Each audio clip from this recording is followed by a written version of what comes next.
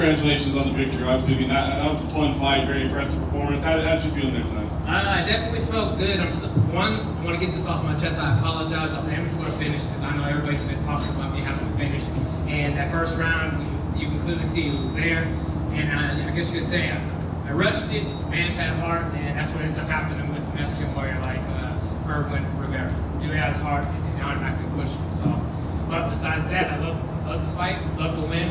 I love my hands that I end up putting together. And I go ahead and say I have better hands than Odell Beckham. So tell him that he gets a nice challenge if he wants me to go ahead and see who has the best hands.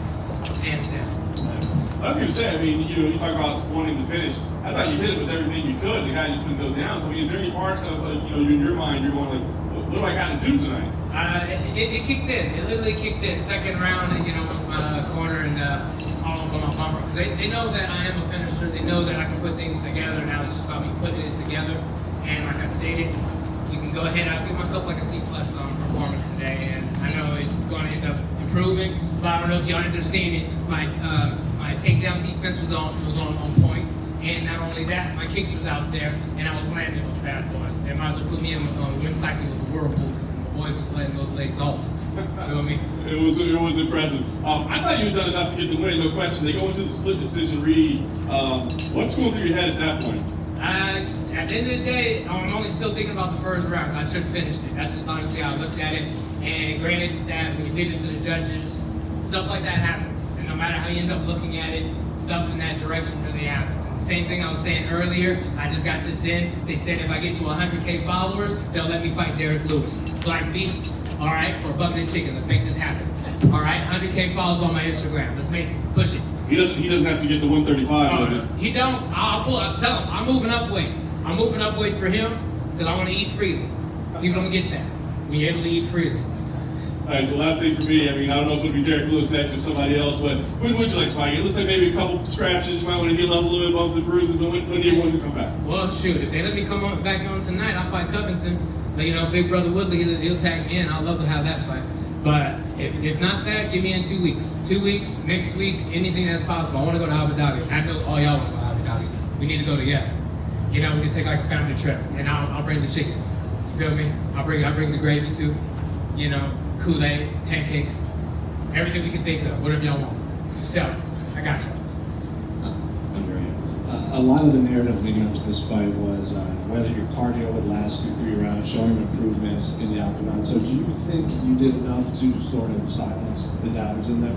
And to be honest, I'm surprised they even actually bring that even up to the table, because like all the other fights that I had, I lasted. My conditioning is well. Just automatically, it's honestly perfect. You gotta end up looking at it. I end up throwing everything I could to drop this dude and take him out in the first round. And the dude survived it, and I had to survive the next 2 rounds, as in me using my cardio that what I had. And that's the same thing when I fought my last fight, 7 months. And I did that with literally, let me get back to this. Loki had a broken forearm, which no one ended up giving me the, or Joe didn't want to talk to me on the commentary that day. I literally broke my forearm in the first 10 seconds, and I had to survive and fight that whole fight. So 14 minutes and 50 seconds with one arm. I bet you no one even noticed that, but no one knows that because Joe didn't want to talk to me. So nothing but love to Joe, but tell Joe that he hurt my heart because he didn't want to talk to me. And I really wanted to talk to him. He could have ended up understanding that I actually broke my forearm, and this whole time I've been out was 7 months of recovery. And here's my return, throwing the hell out of my right arm. What a freaking smile. Talk to me. So the arm's 100% now? Oh, arm's 100% flaxing. I got a little plate in here if you guys want to go ahead and touch it. I even, matter of fact, I ended up posting it later on my Instagram, where it ends up showing I have like a little nice plate that just shows that where it was broken and cracked out in half. And this kind of goes out to all those other fighters that they end up fighting and they end up getting a little small boo-boo, and then they ended up stopping the fight or don't want to come back. And you got people like me that automatically finishes the fight. Regardless of the situation, if anything ends up broken or hurt or whatnot, I'm gonna finish the fight because I end up putting it on for the world, for the fans.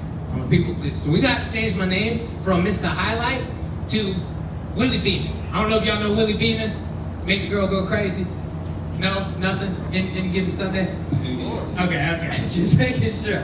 Willie Beeman, call me that. Or the People's Choice. I like People's Choice. You're gonna come out to My Name is Willie? I'm gonna come out to that next fight. I got you, Willie. My name is Willie. Demon. Make the girl go crazy. Okay. One final one. You said you got 7 months of ink on you? Oh yeah, 7 months of ink. That was literally what I was doing from all the injuries. I don't know if y'all want to be able to see my back. I gotta show my back. See, the whole back piece, samurai, you feel me? With the afro. Okay. And then, you know, little extra ink work over here, there, chest. All like 7 months of just life of putting things together. And it honestly tells my whole story, you know? So it's recovery, automatically moving on, and honestly you're proving to be better than you was yesterday, you know? At the end of the day, this is what we are. We're in a bad world that honestly needs to be worked on, and only how we're able to do that is by doing it together, you know? So that's something we gotta make progress on. Andre, you said that your ink, to your far left, your ink tells your whole story. What's the next part of your story?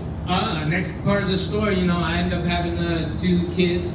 A newborn this year, in April 13th, named June, and I'm still fighting to get in my first son's life. So that's the next part. It's honestly making progress with me being a good father, and for me being a good father, so added a situation. I was in a car accident, a bad one, like a month and a half ago. And to be honest, when that situation happened, my whole life flashed in front of me, and it was like the first thing that popped in my head was, what am I going to leave my kids, you know? And on that situation, it's got to leave a legacy. And so for right now, it's pushing to be the best in what I'm doing, and clearly finishing fights. So I finish fights, and finishing them, you know, people can end up looking at it, instead of saying, hey, he's an artist, they're going to be saying he's a finisher that loves to put art in his work. And then my 2 kids are gonna grow up talking about, that's my daddy. You know, AKA Willie Beeman, the people's choice. Yeah.